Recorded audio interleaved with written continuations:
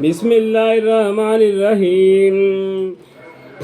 شروع کرتا ہوں اللہ کے نام سے جو نہایت مہربان بڑے رحم والے ہیں۔ یہ لوگ آپ سے خاص غنیمتوں کا حکم دریافت کرتے ہیں۔ آپ فرما دیجیے کہ یہ غنیمتیں اللہ کی ہے اور رسول صلی اللہ علیہ وسلم کی ہے، تو تم اللہ سے ڈرو اور اپنے باہم تعلقات کی اصلاح بھی کرو اور اللہ کی اور اس کی رسول کی اطاعت کرو اگر تم ایمان والے ہو، کیونکہ بس ایمان والے تو ایسے ہوتے ہیں کہ جب ان کے سامنے اللہ تعالیٰ کا ذکر آتا ہے تو ان کے قلوب یعنی دل ڈر جاتے ہیں، اور جب اللہ کی آیتیں ان کو پڑھ کر سنائی جاتی ہے تو آیتیں ان کے ایمان کو اور زیادہ مضبوط کر دیتی ہے، اور وہ لوگ اپنے رب پر توکل کرتے ہیں اور جو کہ نماز کی پابندی کرتے ہیں، ہم نے جو کچھ ان کو دیا ہے اس میں سے خرچہ کرتے ہیں۔ بس سچے ایمان والے یہ لوگ ہیں، ان کے لیے بڑے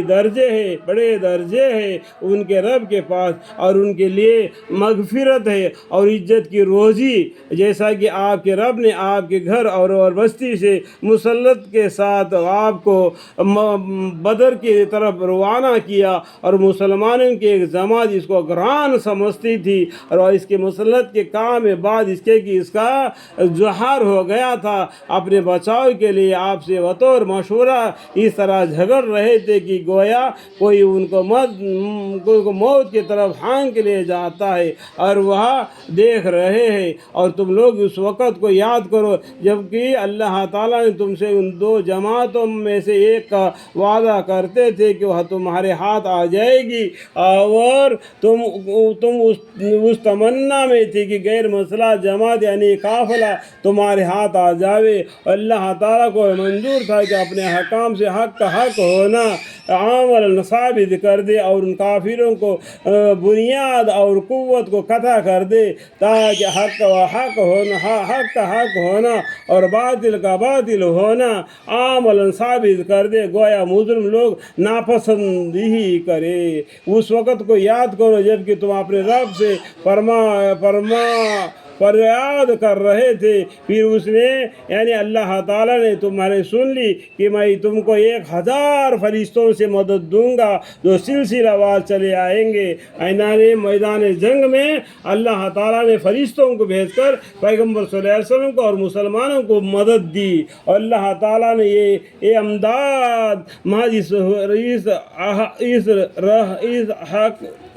اس حکومت کے لیے کی کہ غلبہ کی بشارت ہو اور تاکہ تمہارے دلوں کو اس طرح سے اقرار ہو جائے، اور واقع میں تو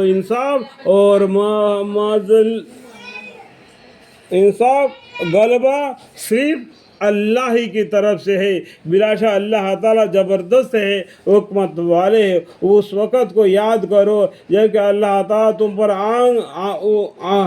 ان کو طاری کر رکھا تھا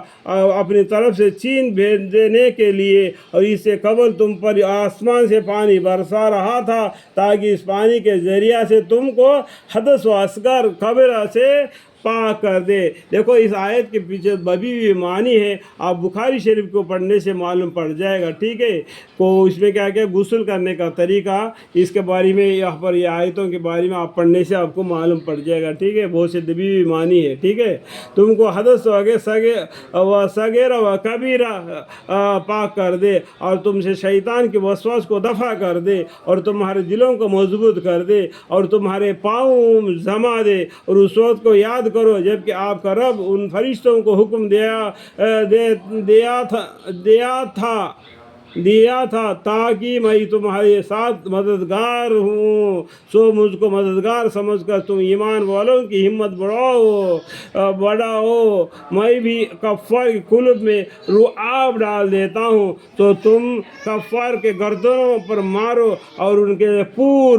کو مارو۔ یہ سزا اس لیے ہے کہ انہوں نے اللہ کی اور اس کے رسول صلی اللہ علیہ وسلم کی مخالفت کی، اور جو اللہ اور اس کے رسول صلی اللہ علیہ وسلم کی مخالفت کرتا ہے تو اللہ تعالیٰ اس کو سخت سزا دیتے ہیں،